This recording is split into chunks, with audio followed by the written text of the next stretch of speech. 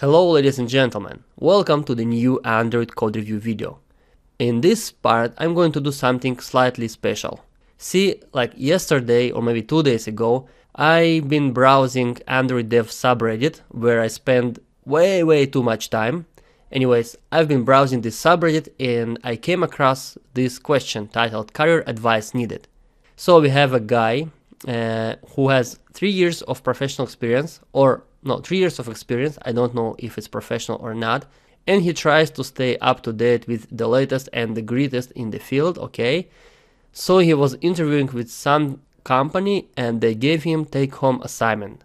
He did that assignment, sent it to them and got rejected, and he did not receive any technical feedback on his work. This guy is kind of desperately reaches out to Android dev community and asks for help and some guidance, and I politely asked him whether he would like to get technical feedback on his assignment in the form of video review, and he agreed. Therefore, my goal in this code review is not to share my view on how to write scalable and maintainable Android applications, but how to write take-home assignments to get the job that you want to get. Now let me state right away that I'm not any kind of professional on this subject, so it's like just my thoughts, and hopefully they will help someone land the job that he or she wants to get. The author of this take-home assignment is Akash Bangat, and I'm sorry Akash, I probably mispronounced your name. The code is available on GitHub and you will find link to the repository in the description to this video. Well, let's jump into the codebase. The first thing I want to do is to see what's the modules structure of this project. So I'll do find here a directory named source. And there are 3 of them, which suggests that there are 3 modules in this project. And then I will feed the output to my favorite count lines of code tool. And then I can see that there are 600 Kotlin lines of code and 350 XML lines, and for some reason even some Java in this project. But it's really a small project, and it's alright because it's take-home assignment, so it should probably take several hours, maybe 1 day to write such a project. However, even though there are just 1000 lines of code in this codebase, it has 3 modules, right? So again, an app module, data module, and domain module. I can say straight away that it's an overkill. You don't need 3 modules in a project that has 1000 lines of code. It makes navigating the project harder. Therefore, unless it was a requirement and they asked you to demonstrate that you know how to modularize your applications, I would say that it's not justified to have 3 modules for 1000 lines of code. Okay, now let's jump into the project and see its build Gradle. Probably app module is the main one, and it will be Kotlin in this codebase. In terms of dependencies, there is nothing special here. Okay, it's a small project and there is nothing interesting in build.gradle, so we are going to see what's going on in the manifest. Okay, it uses internet, cool, and then one single activity, main activity, and what's that? Single fragment activity, unresolved class. Why is it unresolved and why isn't this an error? Single fragment activity. Well, there is such an activity, so why it's green? So it means that it resides in testing path. So it's like something that Akash made for instrumentation testing or maybe UI testing, and Android manifest can find it. And I'm not going to review your UI tests, Akash, because it's not my strongest suite. So let's leave that aside. And I want to see main activity. Main activity is very simple. It just inflates one fragment and has MainView Model. Okay, but where MainView Model? Looks like this is not used. So let's delete it and try to rebuild the project.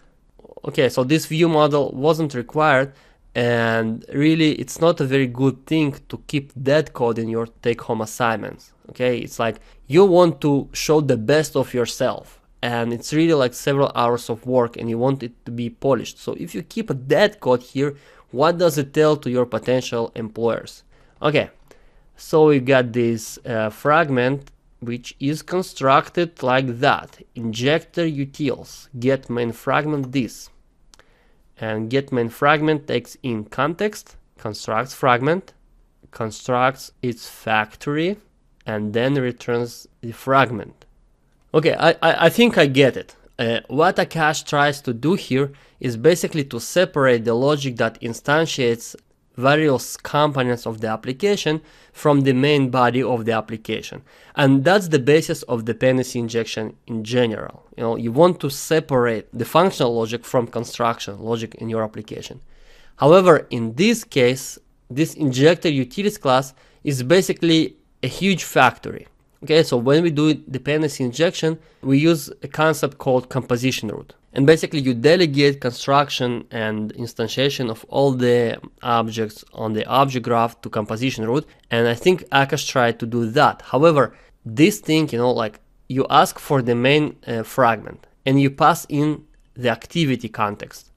And then you pass in the activity context into this get albums use case. And then you pass it into the repository. And then you pass it to get the database. So basically, nothing in this chain used this context. You passed it like 3 or 4 levels deep just to get this database. Alright, so let's review this main fragment. Probably that's where all the great stuff will happen. Okay, so main fragment has two fields, view model factory and view model. So we are using view model here, and in onCreate view we inflate something, and in onActivity created we subscribe to view model. This method is the wrong method to use. I don't know one single reason to use onActivity created method ever, and I guess there are some that I'm not aware of, but it's not something that you should use in general. Because this onActivity created, it kind of implies that there is some relationship between the logic that you put into this method and activity's lifecycle. And there should be no such relationship in your code base, okay? Your fragments need to be completely unaware of activity's lifecycle. And this method onActivity created was probably added as a workaround, as a hack around some limitation, or just as a mistake. Don't use it, it's misleading. So when this fragment is created, Akash executes this subscribe to view model method, and when the activity is created, Akash initializes a main view model this way. He takes view model factory and calls create on it. And this is a big mistake. This thing demonstrates to potential employers that you don't understand the mechanics behind view model class and view model factory in details. What you do here is creating new instance of view model each time this fragment will be recreated. And that's not what view model meant for. What you need to do is to use view model provider's static calls and get view model from there, and not use this factory directly. Now, I have like ton of criticism towards view model. I think this totally unjustified and unneeded framework, and it's too complicated. However, if you do use something in your take-home assignments, please make sure that you are using it properly, because if you don't, it's a really bad sign for your potential employers. And then after view model is created, we call get album list and we observe it. And observe is live data. Okay, so we get live data, pass in lifecycle. When we get something back, we check its status. And if the status is success, we say okay, check if data is null. And if it's not null, we show album list. And what happens if the data is null? Well, it looks like this application will silently swallow this case. And I'm not sure that it can even happen. However, when I see this code, I immediately notice that there is at least one branch which is not handled. And again, maybe not something critical for this application, but on big projects, something like this could lead to very, very long debug sessions and many frustrated users. You don't want to leave any unhandled conditions. And if it's error, you show error, and if it's loading, you show loading. And if I need to guess, loading is kind of loading indication. However, what I want to see really is this method. So we go into MainView Model. My MainView Model has this getAlbumList method, which returns live data. And the live data here is this mutable live data that returns list of albums. And there are no methods here, but on init, getAlbum use case is being executed with something called value change listener being set after that. Okay, we'll see that in a second. And when this value change listener is fired, it basically sets a value on this live data. Okay, so live data is a kind of observable, and we have another observable called observable resource, which is Akash implemented. Okay, so Akash by himself implemented this observable resource, and it's just kind of live data light. And why would you want to do that, Akash, if you already use live data? I think you don't need to do that. I think if you want to use live data, you can use live data. And live data has this observe forever and unsubscribe observer methods. So you can use these ones if you don't have reference to lifecycle. There's really no need to complicate your code base with another implementation of observable. And also, why would you want to do that when this MainView model is created? Usually what you do is, you got this getAlbumList, and then you have another method called like fetch albums or refresh albums or something. And when it's called, then this kind of logic will be executed. So doing that on construction seems not a very good design choice to me. So you probably need to have getAlbumList and something like refresh albums, which would call this logic. Okay, let's go and see this getAlbum use case execute method. And all it does is delegating to album repository, which gets album, and we have an interface here, and we go to the implementation of this interface. An album repository, as I see it, it's basically arbitraries between API service and album DAO. So it's basically arbitraries between local data and network data. If you've got a use case, you don't need this repository, because otherwise, what's the function of this use case? Why do you need it? If your arbitration happens in this repository, it's not needed. It's just one additional level of abstraction that is not being used. So if you're using use cases, put all that logic here. You don't need that. And now let's take a look at this album repository implementation. So when getAlbums is called, we initialize new observable resource, and then we are using coroutines to offload the work to background thread. And we basically do album DAO get all albums, and album DAO is probably a room. Yep, it's room implementation.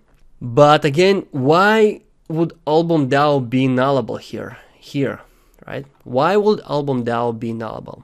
Even if you write Java code, not Kotlin code, that will be really unfortunate Java code. In Java, you would simply assume that this album DAO will never be null and crash with null pointer inception if someone does a programming mistake. It's developer's mistake, right? You want to get something into constructor and you get null. So it's developer's mistake, and you do not need to protect your code against your own mistakes. If you do a mistake, let it crash. Let it tell you right away that it's a problem.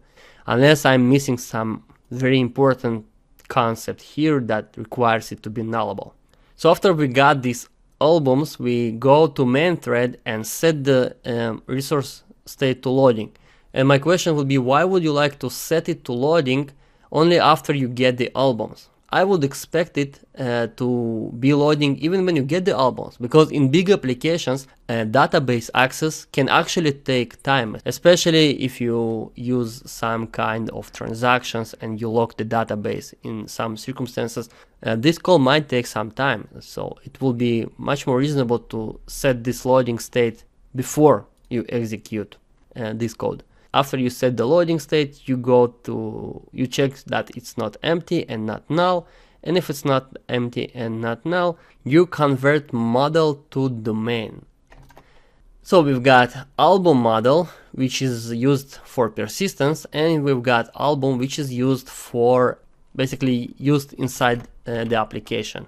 And I always advocate for separating data structures between networking layer and the rest of the application. However, separating data structures between the application and the persistence is questionable in many cases. And in this case, this very simple application, I think it's unjustified. You should have used the same data structures for your what you call domain layer and for persistence. There is no need to separate them any further. So after fetching the albums, we do that. We basically bind what we got from the database to our resource, which then will trigger something, live data, and then will be passed back to main fragment and will probably cause some UI update. And then we have like this try block, very long try block, and we go for another suspension call album API service wait. So we go to the network, and after we get the response from the network, we do the following. When API response is empty, we just set success and null. However, when the response is success, we basically convert API to domain and set these data structures as the resource. And then we are now in UI context, and now we go back to background thread and basically delete everything from database and insert new data into the database. So what happens here is basically, as far as I understand, the following flow. We get the albums from the database and then update the UI and set loading indicator. And then we wait for this API call. And after it completes, we update the UI. So all of that is to update the UI. And then, all of these is to update the UI. And then this is to update the local database. Cool. And some kind of exception. And if we got exception, we do on error. Okay, so as I said, all of that should go to a use case because there is no reason to have these two abstractions. And furthermore, this code is really, really complex. I mean, it doesn't do anything super difficult, but you got these three different calls with context and this huge nesting to the right. And it's really hard to understand what's going on. In essence, what do you want to do here? You want to, 1, show progress indication, 2, get data from the database and bind it to the UI, and 3, get data from the API and bind it to the UI and then update the database. Okay, so 4 steps. Some of them depend on one another. So for example, if you go to database, and for example, your database takes 5 seconds to return a response, but your API returns a response in less than 1 second, then what you probably want to do is to kind of discard the database data and just take the API. So all these edge cases aren't handled here. Here you just assume that this call to your database will be really quick, and then you can proceed with the networking, which is not the case in real life applications. So let's get back to main fragment, right? That's like the main entry point. Okay, so this function, this method subscribe to view model is used to subscribe to what we've seen just now, basically arbitrates between local data and server API response. If we get something which is not null, we go here and we either show empty placeholder or we show the data. So that will probably be enough for this application. And what can I recommend?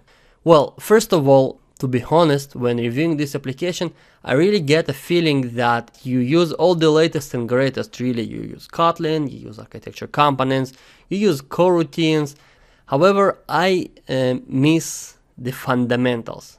For example, I miss the fact that you understand the life cycle of view model and how it relates to the life cycle of the enclosing fragment. I don't like that you use this onActivity created callback. It's not wrong, it will work, However, it simply doesn't feel right. What would you like to override specifically on activity created and not some more popular method?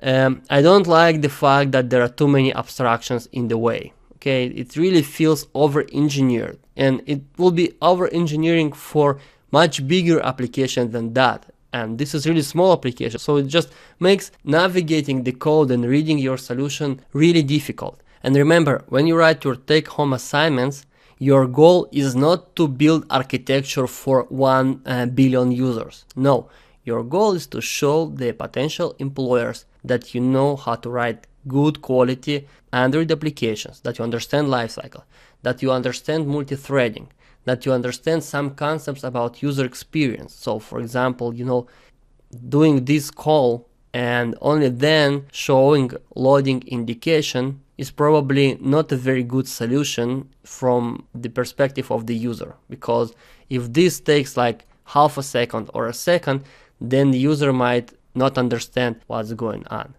So when you get your take-home assignment, unless you've been asked specifically, we want to see you use coroutines, we want to see how you do modularization, we want to see how you use view models and unless that's like the objective of the take-home assignment, what you need to do is to write good, readable code that works. If you want to throw in some kind of presentation layer architectural pattern, MVC or MVVM, okay, go for it, but make sure that it is not too difficult, it's not strange, it looks good, it feels good, it doesn't make your code base harder to read. And in my estimation, many hiring managers won't invest the same amount of time that I invested to dig into this application and understand what you did, etc. They will see your code, like they will open, maybe get to the main fragment and then see this. Okay, so that's like not good. And then they will go, okay, let's see this method, and then they will see this, and they like, why would you do that? Okay, let's say. And then they will go into here, and then, well, another one, okay, well, what, another one, okay, and they will then see that. That's not a good experience when you read the code. Alright, so my closing thoughts. See Akash, and not just Akash, every novice Android developers or people who just want to get into Android development. When you watch conferences and you read articles and you go to meetups, you hear a lot of hype, and you might think that you need to know everything, know Kotlin and architecture components and coroutines and whatnot. But in reality, when you do these take-home assignments, hiring managers or developers who will review that, they want to see something that is easy to read and that shows that you know the fundamentals of Android development. Unless you were specifically asked to show some kind of mastery in Kotlin, or maybe in Dagger or something. Unless you were specifically asked to, go for simple stuff. Go for showcasing that you understand user experience. Go for, if you want to use some presentation layer architectural pattern to show that you understand that it's important to decouple your UI layer from the rest of the logic, go for it. If you know dependency injection really well, you can use Dagger and you can set it up in 20 minutes, use it. But if you've never used Dagger, don't use it. Don't screw up lifecycle. Lifecycles in Android is such a pain. And when experienced developers look at your code and they see lifecycle mistakes, like these are the worst. So like if you're using view model, make sure that you really understand why you need it. And maybe you don't, so don't use it. And most importantly, when you do take-home assignments, just remember that you write them for people who are probably really busy. And they will not invest time into understanding your bombastic architectural findings and stuff. They want to see something that is simple to read, simple to navigate, that showcases that you know X, Y, and Z, and X, Y, and Z should be the most fundamental and important stuff. So do that and you'll be alright. Akash, specifically about your code base, I don't think it's bad. It's okay. However, you did, in my estimation, at least one fatal error, which is like view model lifecycle. And maybe the other big mistake on your part was over complex project. 3 modules for 1000 lines of code and all this nesting of like fragment, and then view model, and then use case, and then repository interface, and then repository implementation. You don't need all that. It will make your code base much more harder to navigate, and honestly many hiring managers simply wouldn't have the time I had to review your code, so maybe they didn't even get to the point that they see your use of coroutines. And to end this video on a positive note, let me say you that when you don't get feedback from the company, it doesn't mean that you performed bad. It might be that someone just performed better than you. And many companies have official policy in place of no feedback. So even if you reach out politely and ask them to give you some feedback about your assignment, they will refuse because there are some legal considerations associated with all of that. So the policy is just no feedback. So take it as just, okay, didn't work out. And let me tell you one last story, my personal story. When I got into Android development, I went to an interview, my very first interview as an Android developer. And they gave me an example, not take home, but I was sitting there on the computer, and they wanted me to do some stuff with binary, and I didn't even know how to convert integer to binary in Java back then. And I just sat for an entire hour in front of the computer and I did nothing, simply did nothing.